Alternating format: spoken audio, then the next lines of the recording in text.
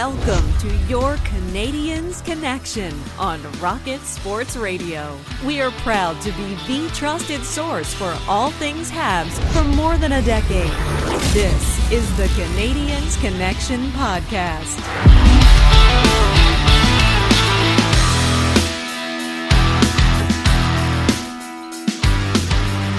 Well, hello everyone. Welcome to the Canadiens Connection Podcast. Right here on Rocket Sports Radio, where we keep you informed, engaged, and entertained, and we talk to you each and every week about the Montreal Canadiens. Yes, even in the offseason. My name is Amy Johnson. I'm going to be your host for today's show for episode 348 of Canadiens Connection. This week's show is entitled Crosby in Montreal, What Makes Sense and What Doesn't for the Habs offseason. Oh, ho, ho, ho, ho. It sounds like there be some rumors flying around, and we are going to break it all down for you today and analyze that. And when I say we, it's not just me. I'm pleased, of course, to be joined in the studio by my co-host, who's the founder and president of Rocket Sports, and his name is Rick Stevens. Rick, there are rumors flying. It's Montreal. There are rumors. There's always rumors flying. The rumor mill was churned up and spitting it out this week, all about number 87, Sidney Crosby. Yeah. Did you know that he wore Canadiens pajamas? Did you know that? Oh, are we going to start that? Is that what we're doing now? All right. Well, I mean, it's the off season. Fans and some of the media alike like to dream big, I guess in the off season. And we're going to talk about all of that. And there's still some playoffs going on. That little thing called the Stanley Cup playoffs. Yeah. And some Canadian teams are facing elimination. They are. One Canadian team through, but we'll see what happens there. The other interesting thing, I'm just going to mention this briefly, maybe it'll come up later, but who else got eliminated? The Washington Capitals. And I know that after the series with the Montreal Canadiens, that many fans were saying, now we have to build our team next year to defeat the Washington Capitals. We need to be bigger. We need to be stronger. We need to have an answer for Tom. Well, the Capitals, I said this last week, that maybe the Capitals aren't the prototype for a championship team, and that when in this team building phase that the Canadiens are in, maybe there's some other things to consider than how you match up against the Washington Capitals. Yes, that is true. We are going to take a quick tour around segment one, just get you up to date on the Habs players who are participating in the IIHF World Championships. We're going to get you caught up on some roster news. There's lots to talk about in terms of the prospect report, because don't forget, Laval and Trois-Rivières are still in their playoff runs. And we've also got some news from around the NHL. All of that is before our big topic, which we hit in segment 2. And we're calling this segment, Are Canadiens Roster Fixes Hiding in Plain Sight? We're going to talk about, yes, the big speculation that's been churning this week about the possibility of Kent Hughes and Jeff Gorton adding a player like Sidney Crosby this summer. But we're also going to revisit the statements that Hughes and Gorton made during their end of season press conference about also not doing anything to block the way for young prospects. And so we want to take a look at what's right under the noses of Kent Hughes and Jeff Gorton and really give you an idea of who might be ready to make that jump to the NHL in the prospect pool in Laval. And so we'll talk in depth about that. We have a two-parter for your fan question of the week, the Canadiens Connection question of the week this week. You're not going to want to miss that. And you definitely are not going to want to miss segment 3, because not only are we reading your best responses to last week's question, however, we are also finally auditing our bold predictions. Oh, boy. From the beginning of the season. You remember back in October, the week before the regular season got started, Rick and I laid out our bold predictions for the season, it's time to check the work and see how we both fared. I mean, how can you be expected to predict in October? Some of us are successful at some of those things. Uh-huh.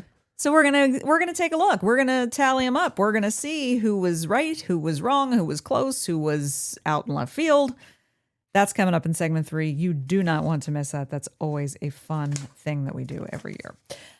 Don't forget, subscribe to the podcast or the YouTube channel if you haven't done so already. Share with your social media followers. Just tap that share button, and no matter if you're listening or if you are watching. And always don't hesitate to send in your answers to the question of the week or your comments or questions on our Rocket Sports text line. That is 5853 Rocket. Or if you're watching on YouTube, just drop us a comment. All right. So first up, the World Championships, the World Hockey Championships that are taking place at IIHF. There have been some games. Canada's doing all right. Mike Matheson is the Canadiens representative on Team Canada, who currently are undefeated. They are 4-0 in the tournament. How's Mr. Matheson doing? He hasn't figured into the scoring at all yet. In the games that Canada's played, he has no goals, no assists, a +1, no points, but a +1, which is unusual. Playing maybe this is something that the Canadiens might want to replicate. He's playing about 17 minutes a game, so maybe that's more in line with the talents of Mr. Mike Matheson. Team Sweden also has been doing very well, and part of that is due to one of their left wingers, Mr. Emil Heineman. Sweden, the game just completed. Sweden against France. The Swedes won easily 4-0. Emil Heineman had a goal against France on Saturday, so that gives him a goal, 1 assist, 2 points, a +3, and he's about that's in 10.5 minutes of playing time per game. Very nice. And just scanning through the lineup of Sweden, we see our dear friend, Max Friberg. We remember nice. Good old Max, the captain of the Ice Caps, and we spent time with his family. Just one of the best people in hockey that we've ever met. Yes, and I think he's still playing for Frölunda. Mm-hmm. He's been there ever since he left the North American game, so good luck to them on Sweden. Maybe some might be surprised to hear that one of the most dynamic Canadiens players represented over there right now is not a current Habs player, but a prospect. That would be Vinzenz Rohrer, the right winger who's playing for Team Austria, and he's kind of tearing things up for Team Austria. Making the biggest impact of the Canadiens who are representing the Canadiens at the Worlds. 4 points in 5 games. That's 2 goals and 2 assists. He's a +2 in just over 17 minutes of ice time per game. And against France, he had a goal and an assist and was named player of the game. That's spectacular. Yeah. We like to hear that. So good luck to those 3 as they continue on their journey at the World Championships. And if you are watching, I hope you're enjoying it. The NHL quarter century team is finally complete. And there is one Montreal Canadian player represented on that quarter century roster. And when you think about it, of the past 25 years, the Canadiens have had some good players, but they've only had one of the league's best during that time. And that's none other than Carey Price. This is a project that the NHL did. Of the past 25 years, they picked 25 players to make up the quarter century team. In mid-February, there was a fan vote on X and on NHL.com. And it was, yes, you see names like Sidney Crosby, Draisaitl, Kane, McKinnon, Sakic, Connor McDavid, Teemu Selanne. But of all those players, there is only one Canadian, and it is none other than Carey Price. I should mention Patrick Waugh is included in the goalies on that quarter century team, but for his contributions to the Colorado Avalanche at that time. All right. Well, that list would not have been complete without Carey Price on it. So duly deserved, and great to see him getting some continued accolades. All right, we are going to duck in and chat. It is the off season, and it's early in the off season, so it's pretty quick and efficient getting through the Montreal Canadiens news. But let's take a deeper look at the prospect report right now. It's time for the Rocket Report. The Rocket Sports Media Team is your premier source for information about the Laval Rocket, the AHL affiliate of the Montreal Canadiens, as well as Habs prospects playing in the CHL, NCAA, and leagues around the world. Because as I said at the top of the show, the prospects are busy right now because Laval is still in the playoffs, Trois Rivières is still in the Kelly Cup playoffs and the ECHL. And so the prospects are very busy right now, and they have a lot of eyes on them at the moment. So before we get to those two groups, let's first just mention an accolade for young Ivan Demidov, who was nominated. He's one of the 3 finalists for the KHL's Rookie of the Year award. Yeah, and yes, he's graduated to the Montreal Canadiens, and he had a spectacular debut and quickly adapted to the NHL style of play. But yes, in recognition of his sensational record-breaking season in the KHL, he was one of 3 nominees for the Rookie of the Year award, along with Igor Surin and Semyon Vyazovoy. Okay. There you go. All right. So the Laval Rocket, we know that they ousted the Cleveland Monsters in the North Division semifinal series. And so now they're in another best of 5 series. That is the North Division final. And they are facing the Rochester Americans for the North Division final. And again, as I said, this is another best of 5. And because it is a best of 5, Laval, yes, still has home ice advantage. They just get 3 games back-to-back if necessary at the end of the series. So these first 2 games that Laval and Rochester have played both took place in Rochester. It's the same thing that happened when they played Cleveland. The difference is that when they played Cleveland, Laval beat Cleveland on the road twice to start the series. That hasn't quite been replicated this time around. However, Laval did win game 1 of the series. That was on Wednesday night. I will say by the skin of their teeth, however, because this went back and forth quite a bit. Rochester was definitely in it, and this could have been in a situation where either team could have won. But Laval did just eke out the victory 5-4 over Rochester to take an early series lead of 1-0 after game 1. Yeah, in this game, Laval kind of outscored their mistakes. And getting goals from Mayu, Reinbacher, Kapanen. Those are names we might hear a little bit later, as well as the veterans, Gignac and Barré-Boulet. Caden Primo was in net to start the series. No surprise there.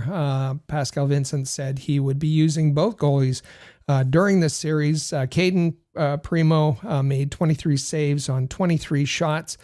27 shots. Sorry, 23 Didn't have a saves shutout. on 27 shots. Yes, thank you. Joshua Waugh, maybe looking for something from him. And 2 not very good penalties. So 4 penalty minutes in this game. So then Friday night, and I think probably fans and maybe even Laval themselves thought, okay, this is probably going to go the same way that the Cleveland series went. So they geared up for game 2 Friday night on the road again, still in Rochester. And this time Laval's finally facing a team that can push back. And Rochester did that. Rochester took an early lead in this one. Laval tied it up.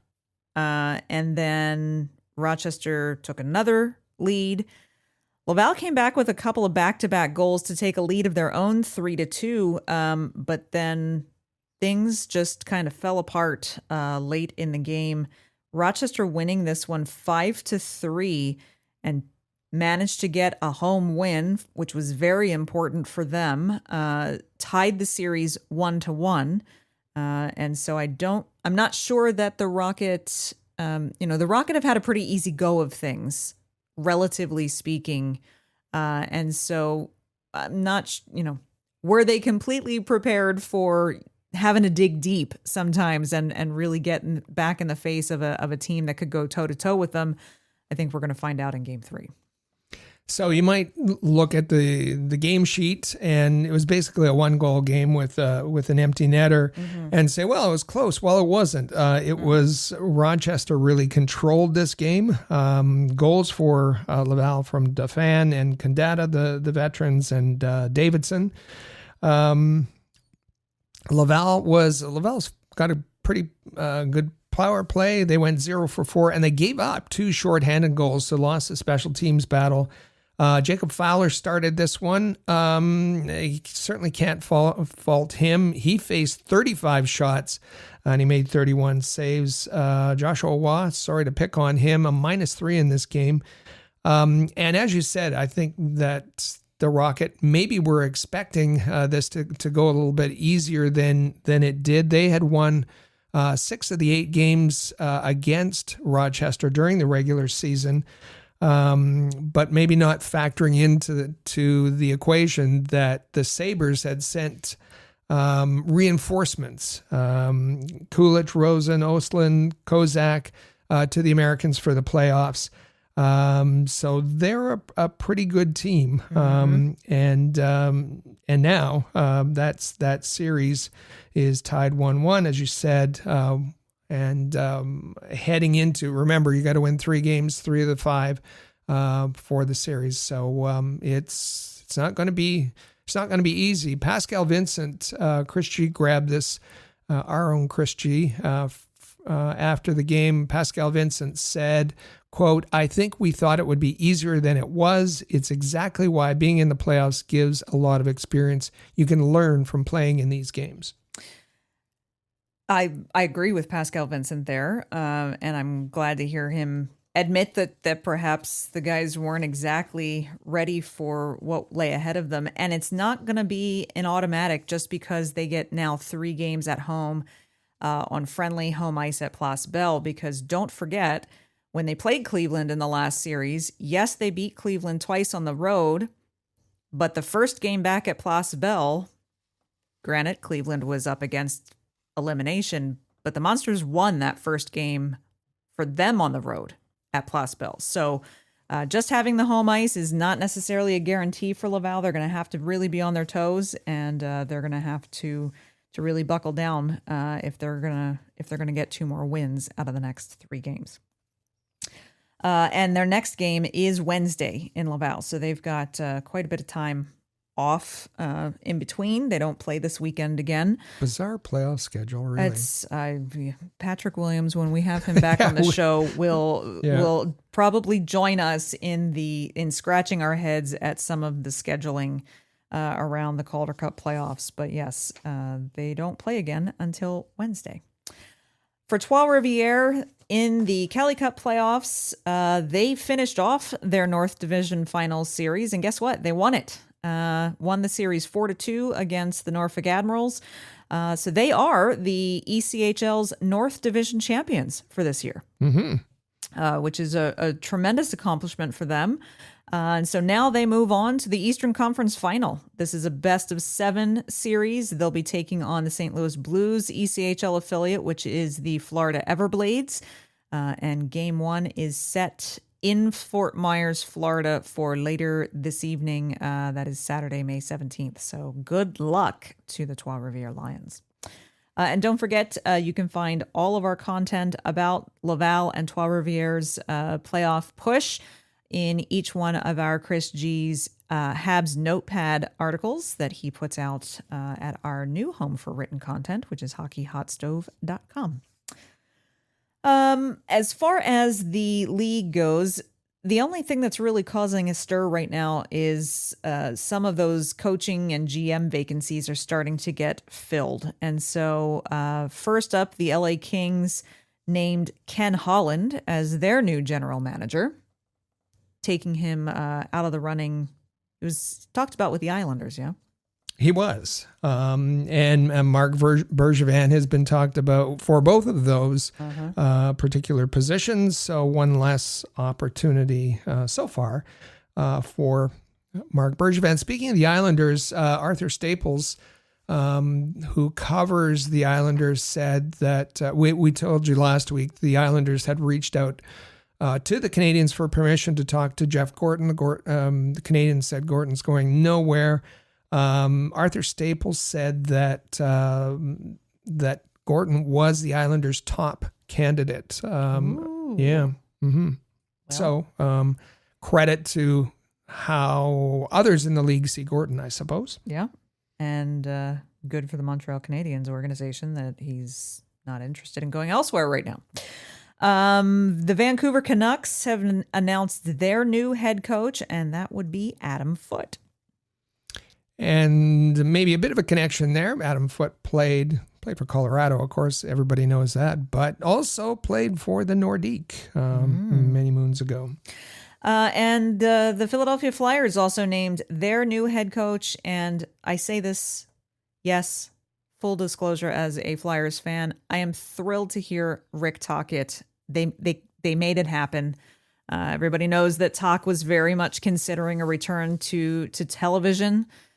He actually did pop in and do one night of analyst panel coverage on TNT in the last couple of weeks. And so that also, upped the conversation of, is that some foreshadowing? Is he going back to TNT? But no, the Flyers made their case.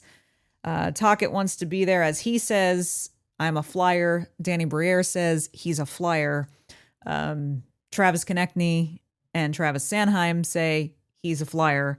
And I think that he is a fantastic next choice at this stage to get the Flyers through the next portion of let's face it, pain that they're going to have to go through to rebuild the team. So congratulations to Talkett. And I mean, he's good on TV. He's very good on the panel, but yes, a better coach and it's a match made in heaven. His history, his manner, the way he coaches. This is absolutely the right choice. Before we go to commercial, something was just announced by Winnipeg Jets GM Kevin Cheveldayoff. He brought it to my attention that we just want to send our condolences to Mark Scheifele and his family. What terrible, devastating news and the loss of his dad. And that's just ahead of the Jets Game 6 against Dallas. So, our condolences to the Jets family, the Scheifele family. Very sad. Absolutely. Our condolences. And boy, that's a tough one on a big game day to face. All right, we are going to take our first break here on the Canadiens Connection podcast. Coming up in our third segment, don't forget you want to stick around because we are revisiting the bold predictions for the season that we made back in October. We're going to see how many of those we got right and which ones we might have missed up on a little bit. And before we even get to that, in segment 3, coming up next, we have our second segment, which is the big topic segment. We're talking Sidney Crosby maybe coming to Montreal, and we're definitely talking about who is really ready to make that jump to the NHL from the AHL Laval prospect pool for the Montreal Canadiens. So stick around.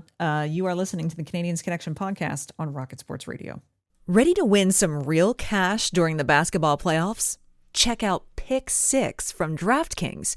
When it comes to basketball payouts, DraftKings Pick 6 posterizes the competition, including prize picks. Hit all your picks and score higher minimum payouts on Pick 6, plus even more cash if you outscore the competition. Pick 6 is available in most states, including Missouri, California, Texas, Georgia, and more. New players get $50 in Pick 6 credits instantly on just a $5 entry. So download the DraftKings Pick 6 app now and use code THPN.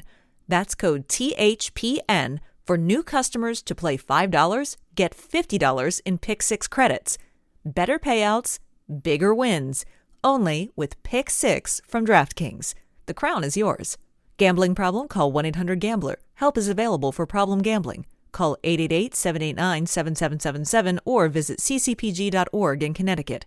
Must be 18 plus. Age and eligibility restrictions vary by jurisdiction. Pick 6 not available everywhere, including New York and Ontario. Void where prohibited. 1 per new customer. Bonus awarded as non-withdrawable Pick 6 credits that expire in 14 days. Limited time offer. See terms at pick6.draftkings.com/promos.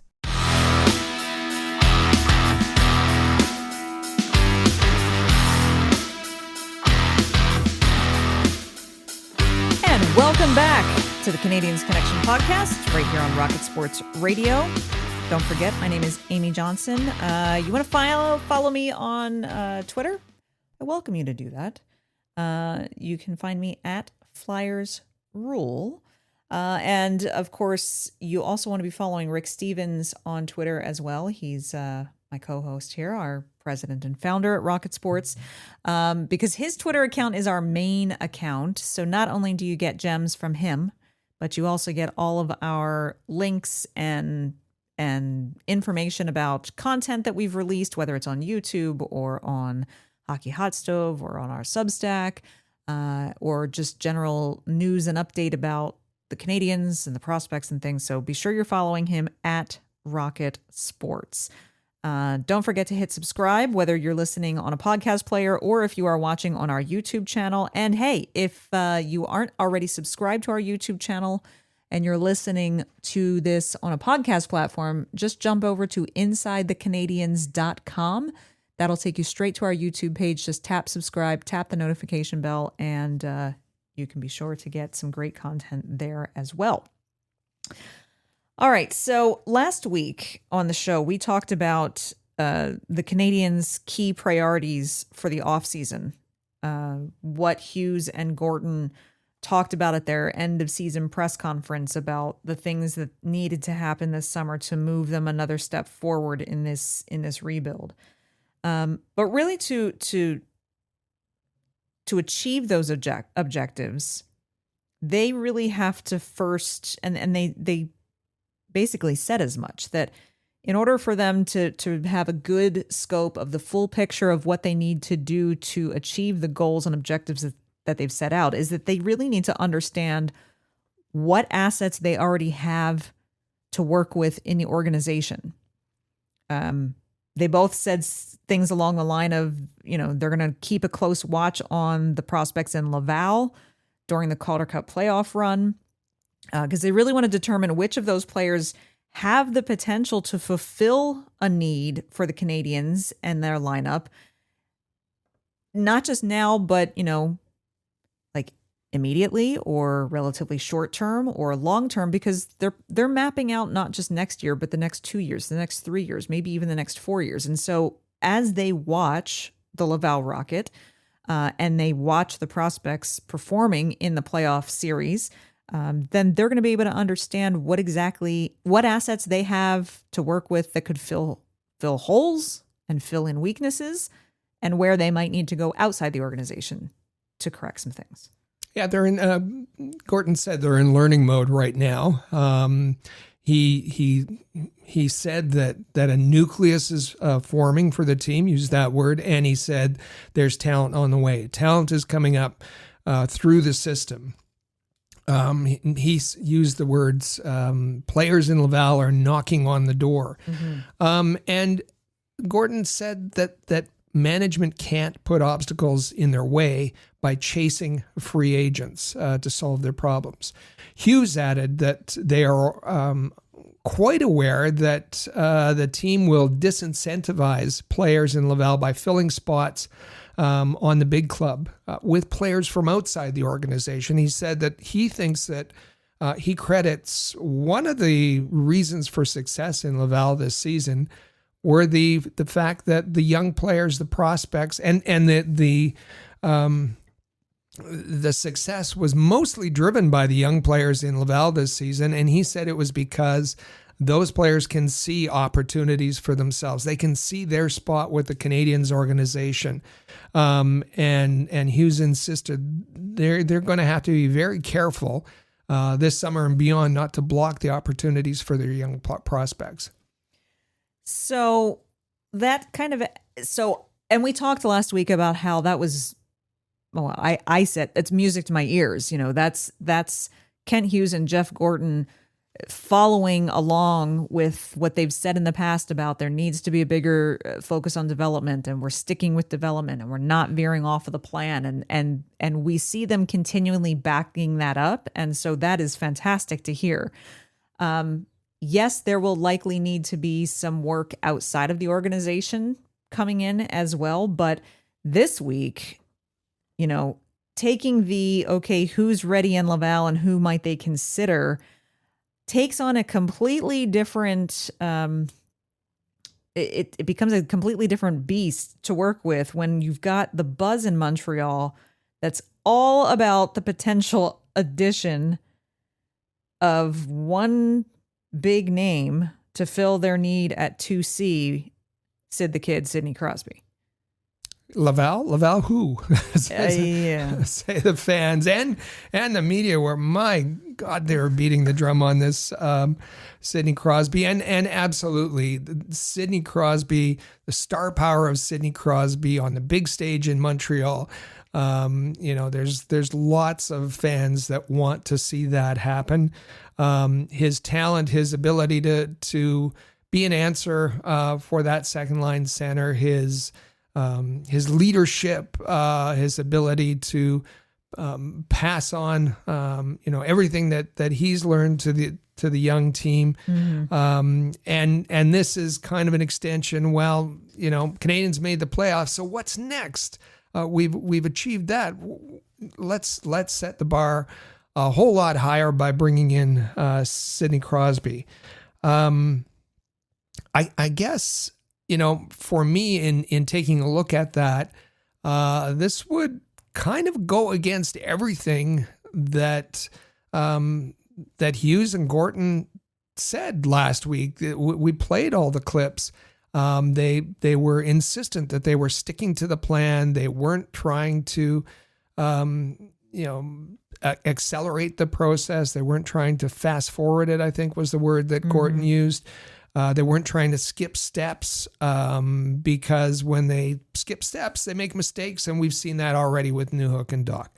And so they were sticking to the plan and trying to build this group. And I guess I have to ask, are the Canadiens a Sidney Crosby away from being a cup contender? Of course not. No. Of course not.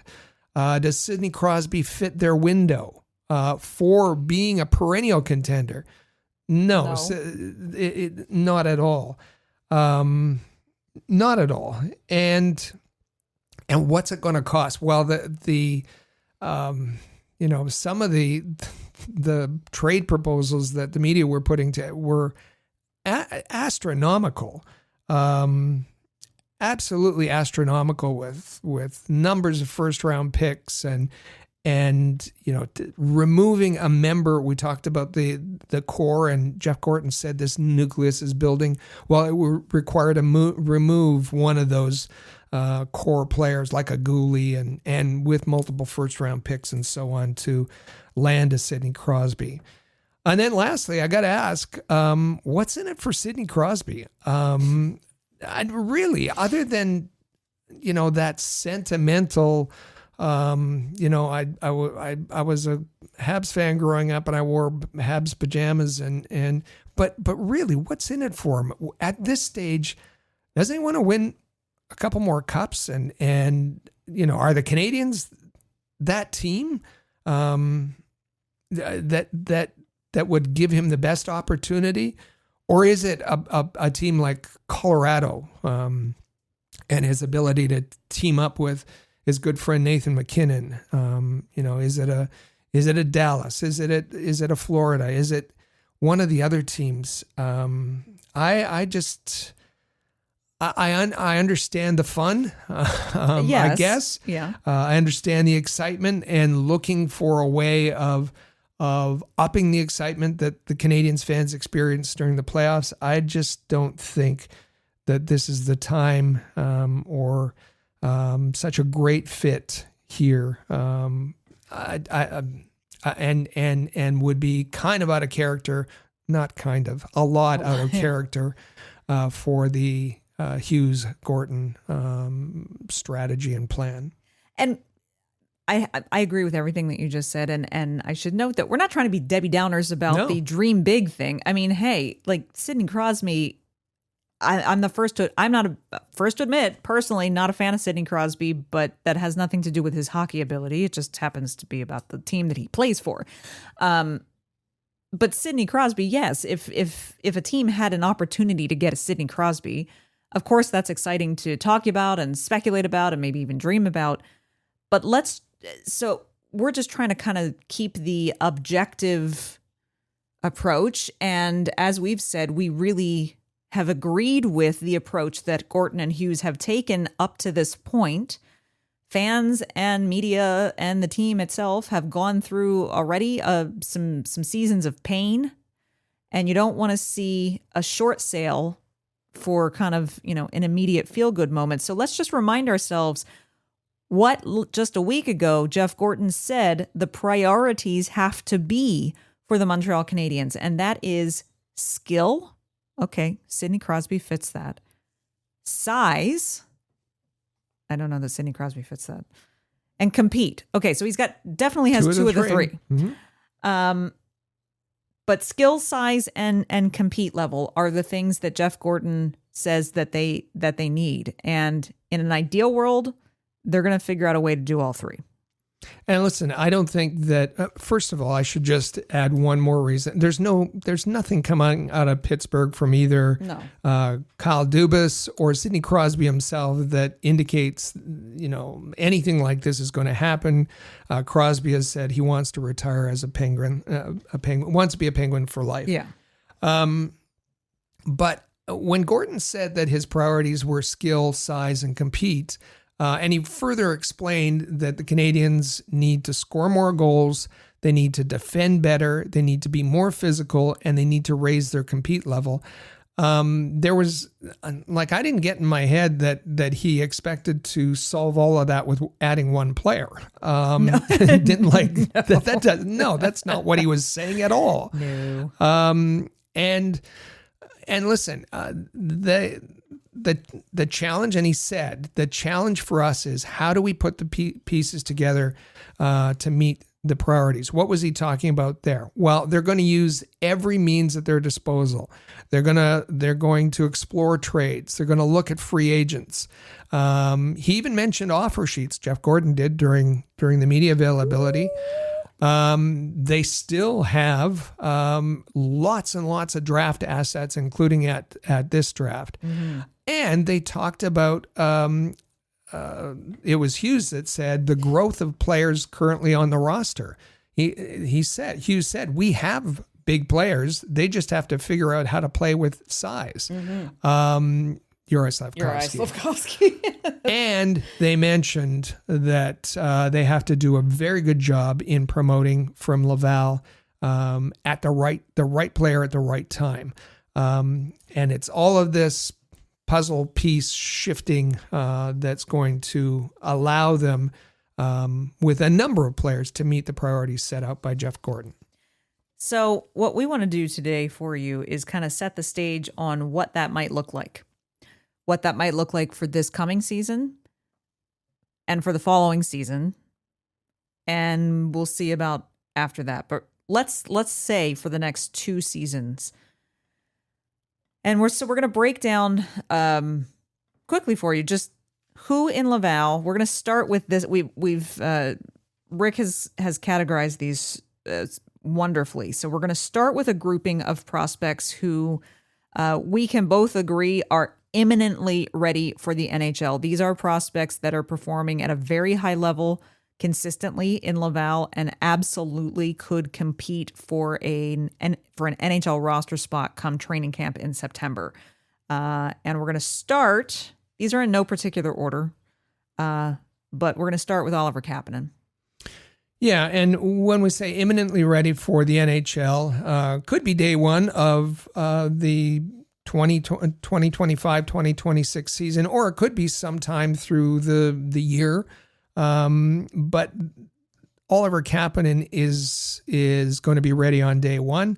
Oliver Kapanen is, I will put a guarantee that Oliver Kapanen will be on the roster next season. He is the most ready Canadiens prospect playing in Laval right now.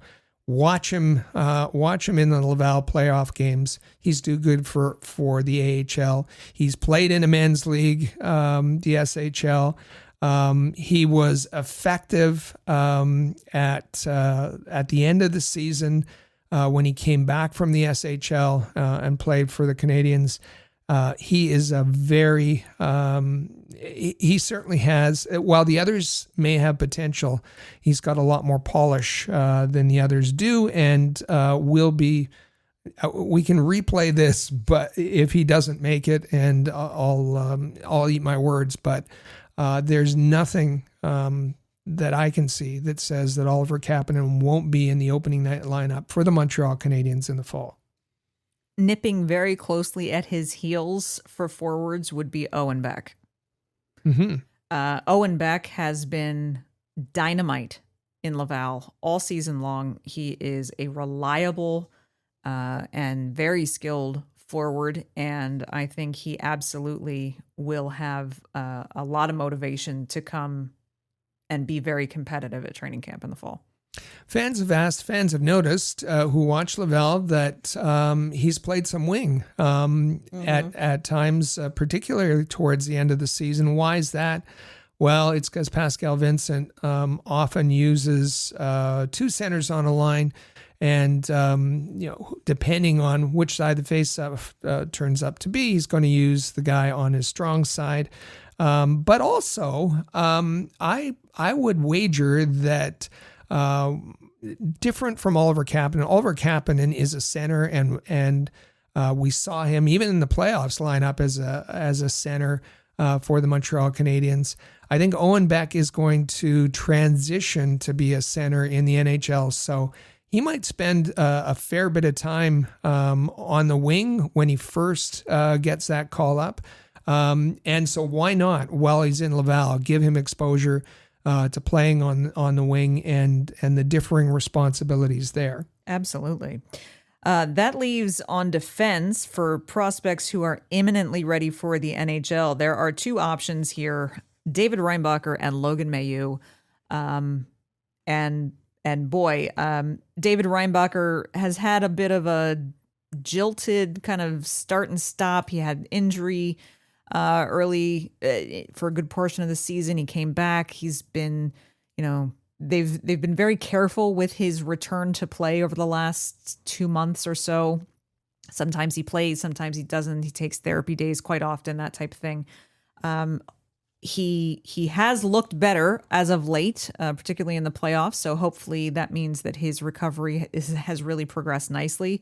Logan Mailloux is playing like a man possessed. He had a very nice goal in game 1 for Rochester. I know that. Logan Mailloux has got, he can move the puck. He's got a tremendous shot, and he's got size. He can be physical. A real nice package. The Canadiens have nothing like him presently in their lineup. Logan Mailloux is third, tied for third in scoring amongst defensemen in the playoffs right now, with 2 goals and 3 assists for 5 points in 6 games. He's having a tremendous playoff. David Reinbacher, yes, it's all about his 2 things: his the ability for him to the wear and tear, and his ability to play game after game. And we'll see how his knee reacts to that throughout the playoffs, and the lost time, the lost development time. So he mightn't be in the Canadiens opening night lineup. That might they might want to see him in Laval for maybe the first half of the season or so. But all indications are that Reinbacher. And Reinbacher can, as far as his attributes, doesn't have the shot, but great first pass, good defensively, and has some size as well. Absolutely. So those are the 4 prospects who we believe are, as Rick said, imminently ready for the NHL, meaning either they make the opening night roster or we see them with kind of a quote unquote permanent call up after the first 1 to 2 months of the season for the remainder of the season. Now we have 2 prospects who are definitely on the right trajectory, just slightly longer term projects. So maybe we don't see them with a real call up until maybe the end of the season next year. And then maybe we're looking at them for training camp the following year, the 26-27 season. And that would be, first we have a forward, and that's Florian Jacki, who has been, in my opinion, a pleasant surprise in Laval at the versatility and how kind of well-rounded as a player he is. He's scored. He's a scorer. He's got size. He's tough. He's gritty. He can drop the gloves. And he's depended on by Pascal Vincent to be a shutdown, to play on a shutdown line, to lead a shutdown line. So I expect a Florian Jacki to play the entire season in Laval next year and have some consideration the following year. The Canadiens are going to need some help on their penalty kill. I think Florian Jacki can be groomed into that and provide some of the grit, toughness, compete, size that Jeff Gorton is talking about. I'm going to add, I have him in a different category, but I'm going to add a long-term project, another guy into the long-term project list here, and that's Luke Tuck. And again, it's the size factor. A bottom six, a potential bottom six guy who can bring size, toughness, grit, a bit of snarl to the bottom of the Canadiens lineup. Definitely. The third prospect in this longer term projects, maybe towards the end of next season, maybe the following season, should not come as a surprise to anyone. He's much anticipated, and that is goaltender Jacob Fowler. Who has been lights out, wins, losses aside. His play, it did not take him long to adjust to the AHL from NCAA play. Zero time. No, Zero time. Yeah. He hasn't missed a beat. Yeah, he's been very good and has certainly in the playoffs, has the better numbers currently. He has a 1.75 goals against, a 930 save percentage. Caden Primo, 362 goals against, 865 save percentage. So he has been great. Jacob Fowler is going to be the number 1 goaltender for the Laval Rocket next season. We'll see who is his backup. But yeah, he is a longer term project, but he's put himself on the fast track. Absolutely, he has. All right, so that was imminently ready for the NHL. Kapanen, Beck, Reinbacher, and Mailloux. Slightly longer term projects, but very anticipatory of them coming along would be Florian Jacki, Jacob Fowler, and Luke Tuck. Then we have 3 players that we're saying don't count them out. because while they might not be at the top of the prospect pipeline coming out of the AHL at this moment, they can get very good very quickly and can have a lot of impact. And that is, I'm just gonna list the three, Rick, and then you can pick out some points about them. Here we are talking about Sean Farrell, Jared Davidson, and defenseman Adam Engstrom. Yeah, all kind of different situations. And you look at Sean Farrell, who the pitchforks were out for him at the beginning of the season amongst Laval fans, but he absolutely turned it around, went on a tear, got 20 goals this season.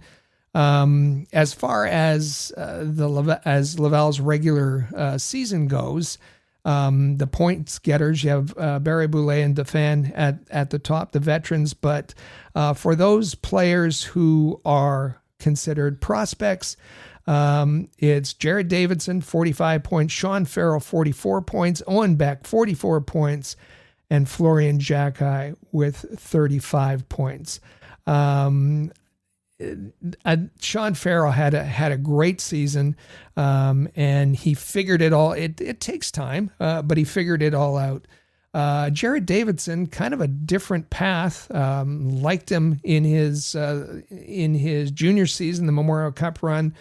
He had 24 goals, a wicked shot, great release, and so don't count. Trying to project and where they might fit in the lineup. Sean Farrell's size goes against him. Jared Davidson, is there a place on when you're looking for depth scoring on the bottom six for him? We don't know, but don't bet against them. The defenseman on this list is Adam Engstrom, he's fun to watch. He's very dynamic. Not Lane Hudson type dynamic, but a very dynamic defenseman who has some difficulties in his own end. But a player of his caliber who, with some more experience and guidance, don't be surprised to see him on a Canadiens roster or on a roster of another NHL team. So those are the names we really want you to understand that Kent Hughes and Jeff Gorton are really scrutinizing right now. Obviously, they are focusing on Kapanen, Beck, Reinbacher, and Mailloux a whole lot. They are probably also keeping a keen eye on Luke Tuck, Florian Jacki, and Jacob Fowler. And Sean Farrell, Adam Engstrom, and Jared Davidson could certainly catch their eyes in certain ways and kind of give them the message that just give us a little more time. We might be able to help you. One other name that we are going to mention that we are going to basically put this out there, promote this guy, or the organization might lose him. And that would be, in my opinion, I'm sure Rick will agree with me here, it would be a travesty if they lose this guy right now. And that would be head coach Pascal Vincent. Who was the MVP in Laval this season? Pascal Vincent. Who was the MVP? Was it Primo? Was it Davidson? Was it Farrell? No, it was Pascal Vincent by a wide margin. Pascal Vincent about 10 days ago was asked a little bit of buzz around the league. There's several head coaching vacancies in the NHL. And so he was asked about a potential position in the NHL. He's been an assistant coach in the NHL before. Pascal Vincent's response was, quote, "If an NHL team wants my services, they're going to have to be patient. Usually when you want someone, you can wait 1, 2, 3 weeks, maybe even a month. Just to be interviewed for an NHL coaching job is an immense privilege. But for now, my focus is in Laval." End quote. That's a guy who's expecting his phone to ring.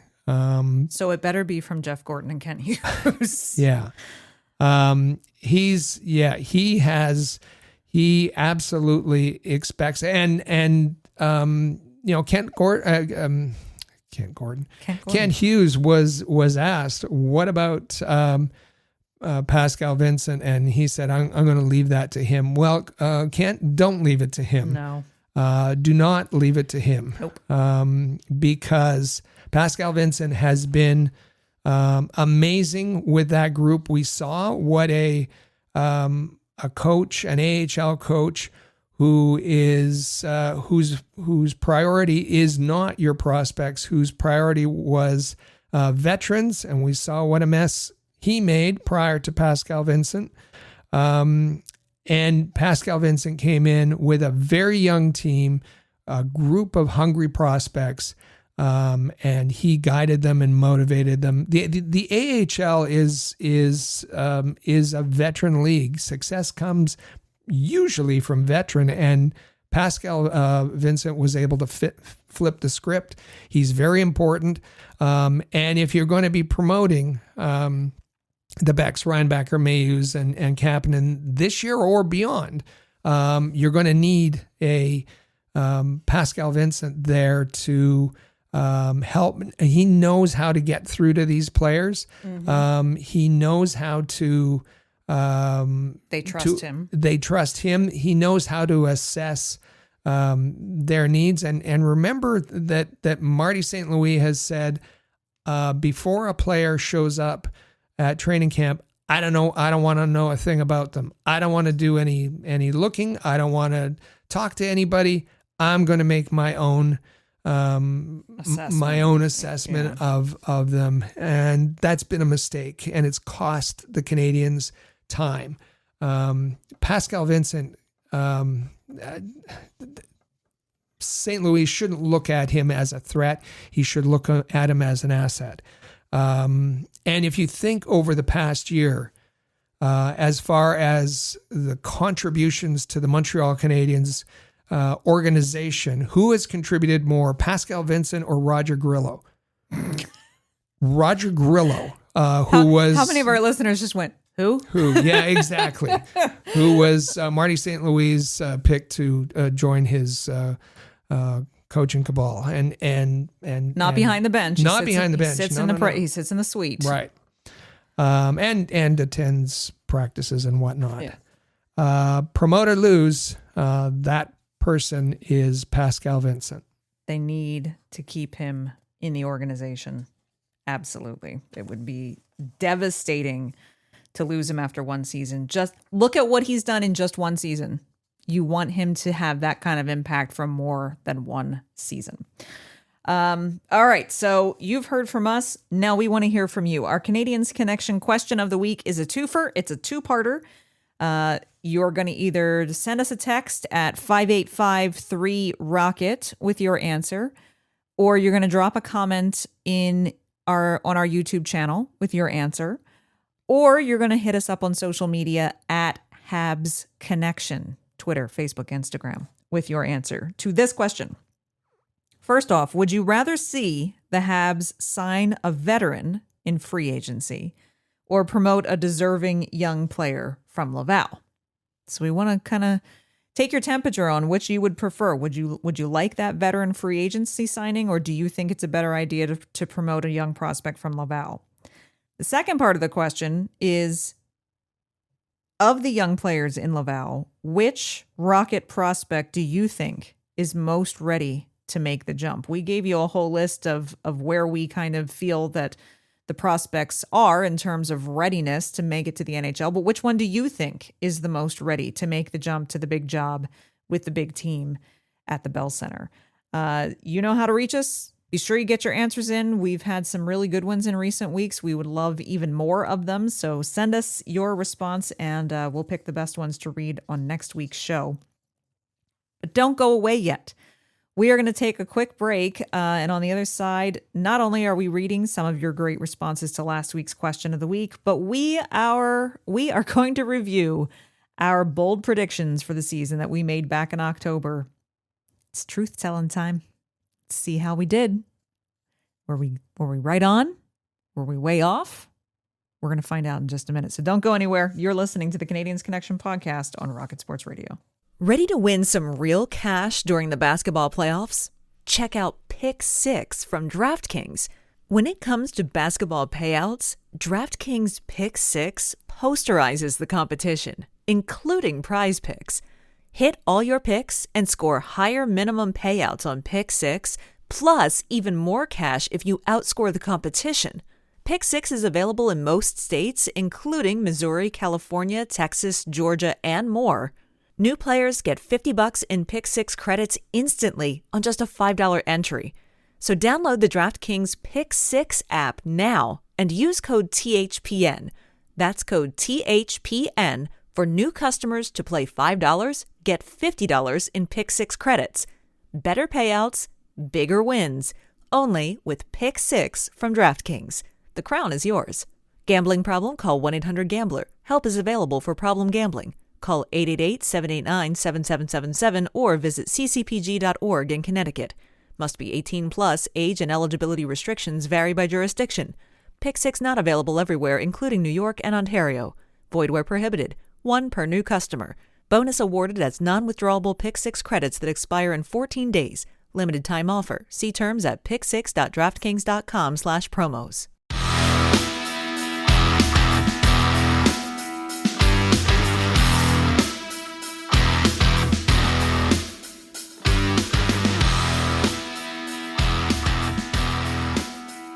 And welcome back once again to episode 348 of the Canadiens Connection podcast here on Rocket Sports Radio.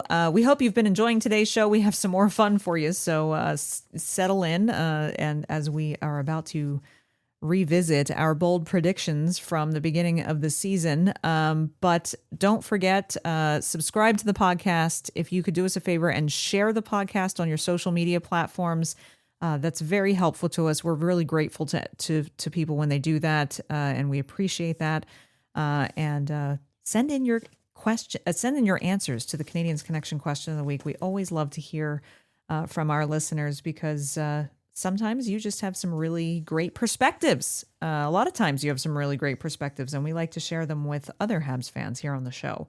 Also, don't forget, we've mentioned it the last couple of weeks, but in case you missed it, the big news that our written content, I talked about it a little earlier in the show, our written content can now be found at hockeyhotstove.com. We have joined the team over there. It's a brand new website featuring professional writers and sports journalists covering every team in the NHL. There's also forums that you can join to have great discussions with other fans of your favorite team.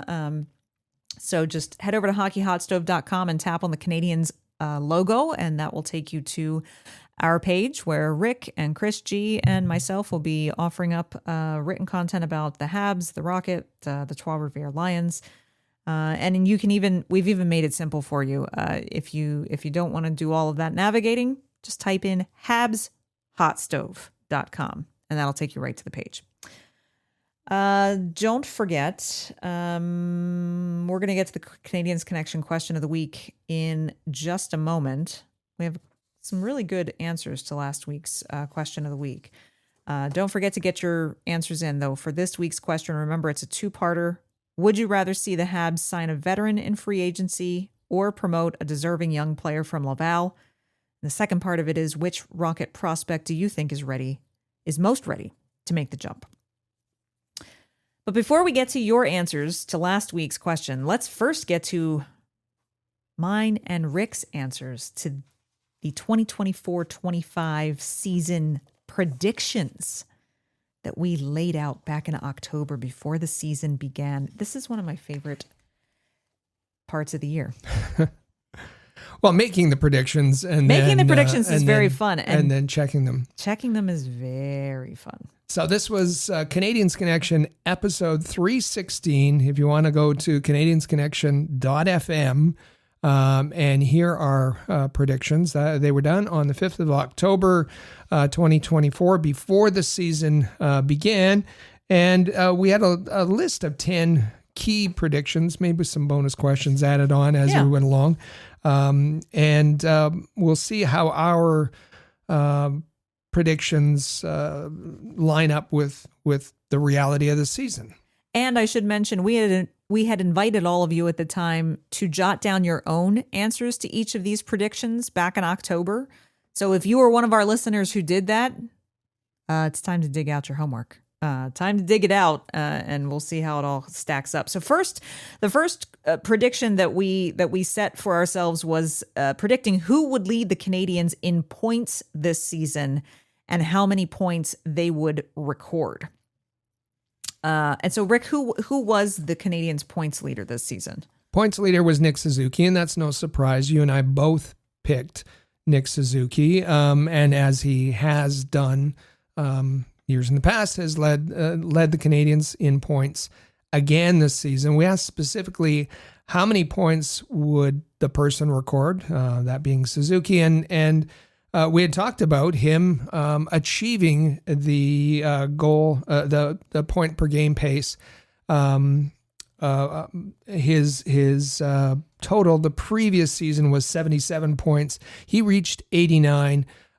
So we both got the person correct, and we're close with in terms of points. I was 2 points closer.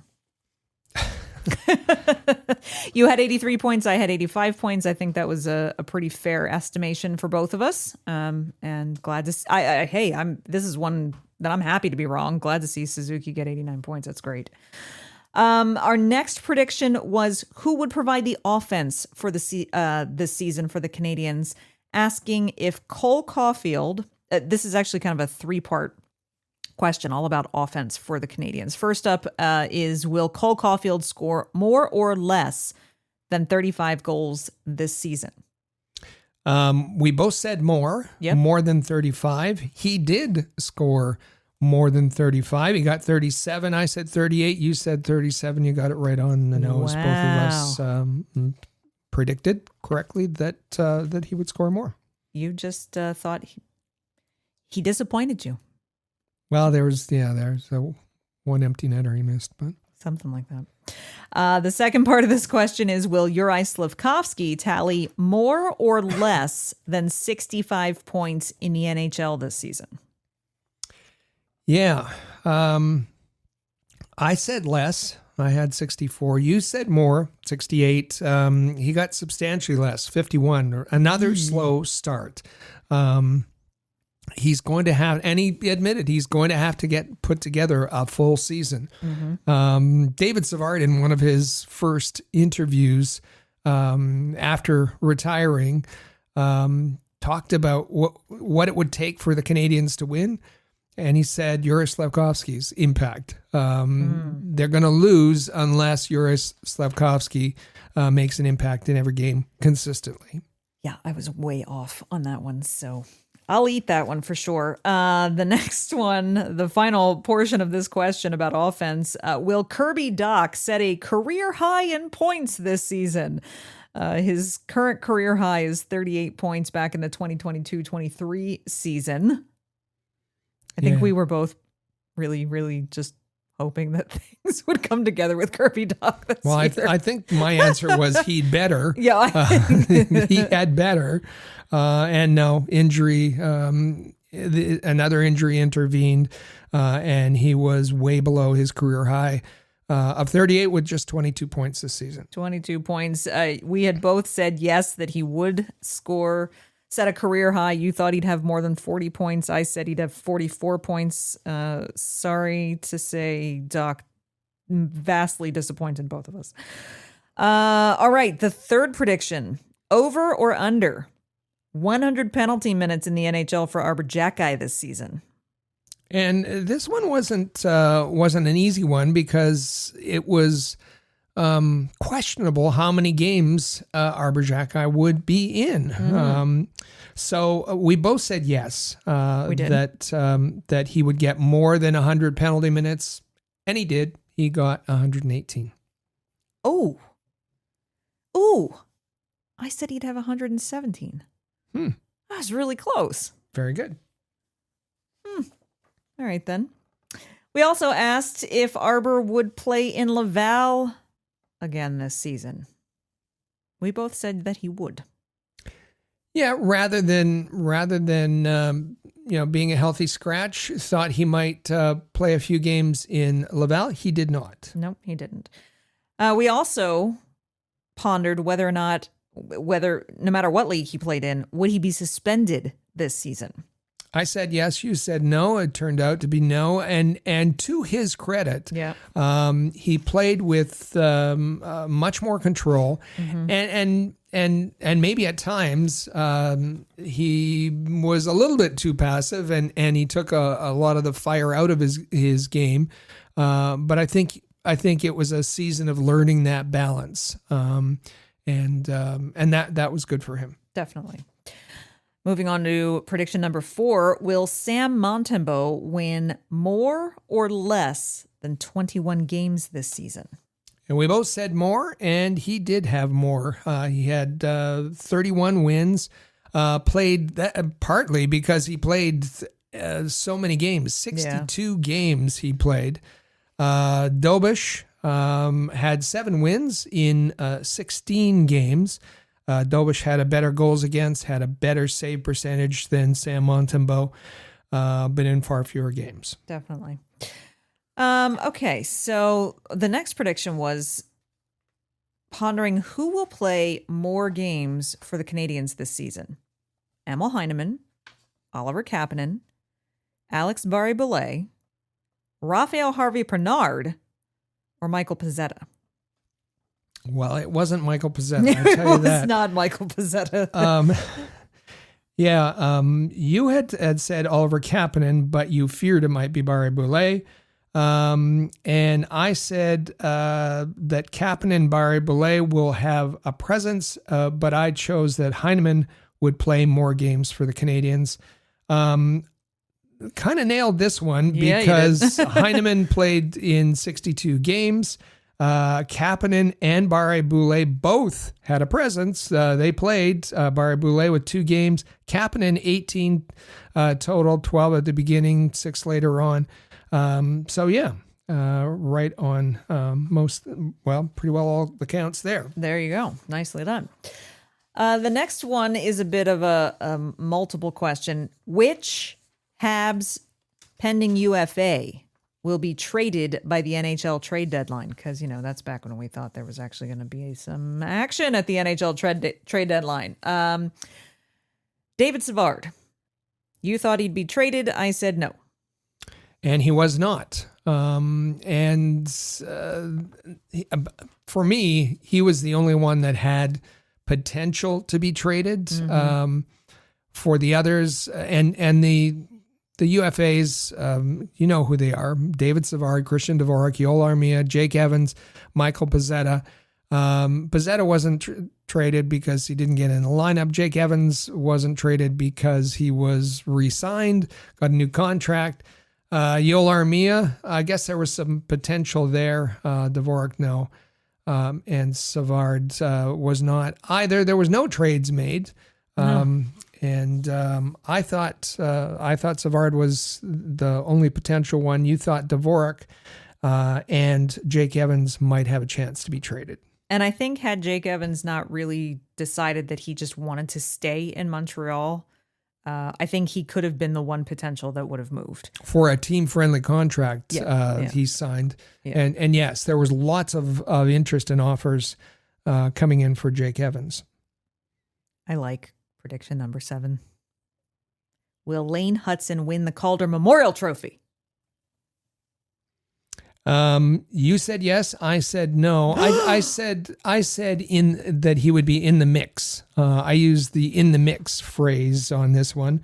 But you were a definite yes, and it's looking that way. Well, yeah, we don't know. We don't know yet, but it's so I guess he's in the mix. I guess I was right there. Come on. Special teams. Canadiens were 27th on the power play last year. We're talking the previous season. We're talking 24-25 season. 27th on the power play, 24th on the penalty kill. Can they be top 20 in each of those categories in this past season? You said yes. Mm-hmm. I said no. But then I also said I'm like, maybe the penalty kill could, but not the power play. So I'm going to take a win here, and you can take whatever you want as well. They were 9th in the league on the penalty kill. They were 21st on the power play. So top 20 in both. Pretty darn close. Pretty darn close. Did they meet the 100 rule? Do you want to remind folks of what the 100 rule is?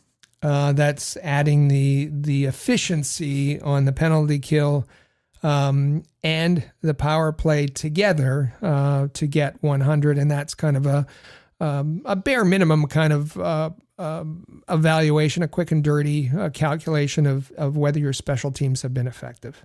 Okay, so you said they would meet the 100 rule. I said they would not. Their penalty kill was 80.9%. Their power play was 20.1%. Add those together, that's 101. And yes, I was correct that they met the 100 rule. I expected the power play to suffer a lot more than it did. Well, Ivan Demidov scored 20 goals for SKA St. Petersburg this season. We both said yes. We did. I said specifically 22 goals. Yeah. Well, check. Elite Prospects is a good place to check. Yeah. 19 regular season goals plus 3 playoff goals is 22 Wow. goals. Exactly correct. I said 26, so I was a little more optimistic. But hey, nicely done. 22 goals. Now, we also say here that The Athletic had projected that the Canadiens would finish 27th in the league at the end of the season with 80.6 points, and they would have a 7% chance of making the playoffs. And so we asked ourselves a few questions. One, will the Canadiens finish the season with more or less than 82 points? What does The Athletic know? What do they know? We both said more, and with 91 points, more is the correct answer. We were both, you had 83 points, I had 84, so they outperformed both of us. We said, where will they finish in the NHL standings? I said bottom 10, you said 24th, they finished 17th. So a little bit off for both of us there. And will and to their credit, I think they surprised everyone, and that's a great thing. They weren't expected to do what they did in the latter half of the season. And then, will the Laval Rocket make the playoffs this season? Keep in mind, this was coming off of an abysmal season the year prior, where they spent half the season looking really terrible, tried to turn it around at the second half of the season, and it just wasn't great. So I think, will the Laval Rocket make the playoffs? It was a legitimate question, new head coach and whatnot, but also kind of tempering an expectation of how hopeful do we want to be. Uhl had the team he wanted the previous year. He played the players he wanted, mostly veterans. And it was a disappointing season. There was far greater expectations for Laval the previous season, bringing in a new coach, Pascal Vincent. And we were very optimistic with, given his ability to work with young players, his history of working with young players. So when asked, will the Laval Rocket make the playoffs, we both said yes. You were very specific and said third in the division. They were top in the AHL. So yeah, I'm happy to be off on that. Yeah, they achieved exactly and it was done with the prospects driving the bus, as we've said before. Absolutely. We had a bonus question just for fun, that who would finish higher in the standings this year, the Canadiens or the Flyers? Good thing we both said. We both said Canadiens, and that was correct. That was correct. Then we just we also had some general NHL predictions. Who's going to be who would be the first coach fired this past season? You and I were actually both in agreement on this one. Mike Sullivan, he wasn't the first, but he did get moved and now has a new home with the New York Rangers. So give part marks there. We also agreed on who is going to win the Vezina, and we could absolutely end up being correct on this one. Connor Hellebuck is going to win the Vezina Trophy, and he's the name that we both put forward. That's right. Question number 3. Now, the funny thing is, let me look at my notes. Because, see, I have my notes from when we did this in October. Question number 3 originally was supposed to be, who's going to win the Selke? And instead, we didn't do a prediction for who was going to win the Selke. We did a prediction on whether or not Alex Ovechkin would be able to break Wayne Gretzky's goal-scoring record this season, because he needed something like, 42 goals to break. goals to do it. Yeah. And we both said he wouldn't be able to. I said I didn't want him to, Well, so I said no. I said no. Right. That was my rationale there. There's nothing other than that. We put out a prediction of who was going to secure the best odds of winning the NHL draft lottery. Notice that is who is going to secure the best odds of winning the draft lottery, not who was going to actually win the draft lottery. Right. You said Anaheim, I said San Jose, and it was San Jose. That's right. And finally, we said who are going to be the 2 teams in the Stanley Cup final and which one of them is going to win the cup this year. We don't know who's going to make the Stanley Cup final yet, but our answers are interesting. I said it would be the Dallas Stars versus the New York Rangers. You said it would be the Winnipeg Jets versus the New York Rangers. So the Rangers, no. They're not there. I said that Dallas would win the cup, and they have a possibility of winning the cup. It's going to be interesting to see who emerges from that series, whether it will be Dallas or Winnipeg. You had Winnipeg versus New York in the final, with Winnipeg winning the cup. So both of us are still on track for having the Stanley Cup prediction come true. And should I have a conversation with your Winnipeg Jets that I have them winning? Well, they're in tough. They have to win. As we record on Saturday, they have to win tonight. They do. Always a lot of fun. We really enjoy doing the predictions every October, and it's definitely a lot of fun to take a look back then and see where we came in. It's amazing the difference just one season can make, and what can happen versus what was expected to happen. So it was a lot of fun. And if you played along with us, we hope that you had some fun as well. But amazingly, as difficult as it is to predict an NHL season and all the components, we did pretty well. We did very, very well, I think. I think so. Yeah. There were a couple of anomalies where we were way off. No, but as far as the general question of yeses and nos and more and less and that sort of thing, we're pretty much dead on. I think so. Okay, so now just one final thing here. We want to be sure to read some of our best responses to last week's Canadiens Connection question of the week, which said, in terms of the Canadiens, what would progress look like to you next season? And we had a couple of really good replies. We'll take this one from YouTube. It comes from @JeffreyNuri 1637. Jeff says, stay the course. Maybe turn multiple assets into larger blue chip assets when possible. Second line center is important, but not at the expense of our future. Jeff's going to like our segment 2, I think. Yeah. Jeff goes on to say, I think the team as is has a lot of room to grow. Guys like Slav, Demidov, Gouli, Doc will continue to grow and get better next season. The additions of Reinbacher and maybe Mayu, Beck, etc., and sign a couple of free agents. So that's a really good response, thoughtful response. Thank you very much, Jeffrey Nori. We also had a great response from @CenterHeist7948. He said, great show. This week's questions, what I think the Habs need to do to shore up some things in the summer. First, get a proven large top 6 center. In addition of a top 6 winger wouldn't hurt either. Defense needs shoring up and sizing up. Would be nice if Reinbacher or Mayu graduated because the right side needs it the most. It'd be even better if they both graduated. And any additions need to have grit along with talent. He goes on to say, it's evident that Doc needs 2 years development to catch up yet, and I'm not optimistic about that. Newhook needs to be 3rd or 4th line winger along with Doc. I don't believe either are centers, not top 6 anyway. And Patrick Laine needs to be put on the fourth line. His 5-on-5 play is terrible. Keep him as a power play specialist only, which is preferable. My concern for Laine is he just doesn't love the game anymore. I'd run out his contract and move on from him.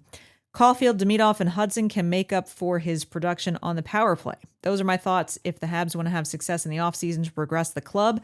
And anyone added to in trade needs to be proven top six players. No more reclamation projects. I think for now, the goalies we have will be fine, but never know. Fowler could also be ready sooner, which would be nice. It's also a question mark whether they need to get a proven right side defenseman, which would mean you may have to unload one of the two defensemen coming to do it in a package. I think all of the above would be a successful offseason, but I'm also aware we may only see two of those moves made to ensure we make no mistakes like Doc, Newhook, and Laine. I know Laine's power play goals helped us make it to the playoffs, but overall those three players have been letdowns and failed project players. I will, however, give Newhook some credit in the playoffs. He played his best games for the Habs in this playoffs. Just he isn't anywhere where they thought he would be. Great show. Keep them coming. Great response. Keep them coming. Mm-hmm. Very detailed. Great response. Great analysis there. And that goes for all of you. Any of you listening or watching, we want to hear from you. We want to hear your answers to the questions of the week. We want to hear your comments. We want to hear your own questions that you have for us. If you've got want our opinion on anything, we would love to hear from you. And boy, it's summer's going to start heating up here in more ways than just the temperature. Things are going to start moving and shaking. But for this weekend, we certainly hope all of our Canadian listeners get to relax a little bit because it is the long weekend. Happy Victoria Day weekend. Mm-hmm. Happy Victoria Day weekend. Absolutely. Hope it's a beautiful one for you. Hope you enjoy some fun and some sun and some downtime with friends and family. And then just get all geared up for our next Canadiens Connection podcast, which will take place next Saturday, May 24th. The YouTube version will be out on Monday, May 26th. And we look forward to seeing you there. Thank you so much. You have been listening to the Canadiens Connection podcast on Rocket Sports Radio. Click subscribe so you never miss an episode of Canadiens Connection. Follow us on Twitter, Facebook, and Instagram at Rocket Sports.